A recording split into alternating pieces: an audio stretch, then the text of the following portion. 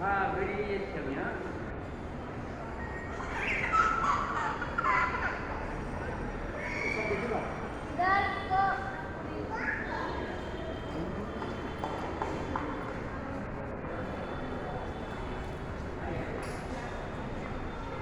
ওদিকটা দেখে নাও।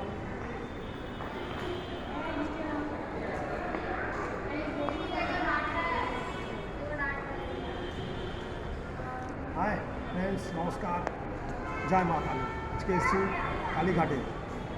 কালীঘাটে এসেছি 4 এপ্রিল 2026 শনিবার, 4 জুলাই শনিবার এসেছি, জুলাই 4 জুলাই শনিবার 2026। খুব ভালো লাগছে।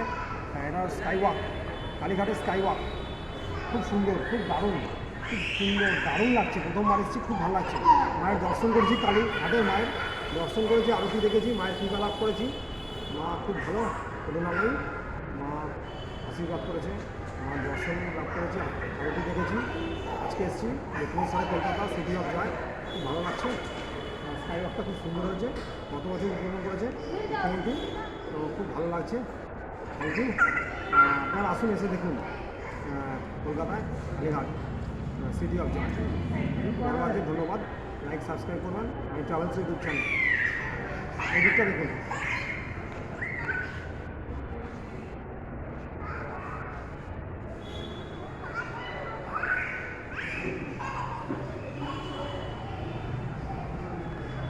ভালো লাগছে। এদিকে একটা ঐতিহাসিক কাহিনী আছে। কালীঘাট হিন্দু শাস্ত্র অনুযায়ী পুরাণ বর্ণিত সম্ভব সতীদের অবদান অন্যতম জনশ্রুতি অনুযায়ী বহুকাল আগে আদিগঙ্গার কাছে অনেক ক্ষেত্র নামের জনগণপূর্ণ তারা ব্রহ্মকন্যা ব্রাহ্মণরা বাস করতেন। আদিগঙ্গার সন্ধ্যা বর্ণনা হঠাৎ নদীর দিনে অলৌকিক আলোক দর্শন করেন। আলোক উৎস সন্ধান হিসেবে পুষ্করিণী উৎসব থেকে মা কালীর মুখ ও পদ্মাঙ্গুলি সদৃশ পাথর খুঁজে পান।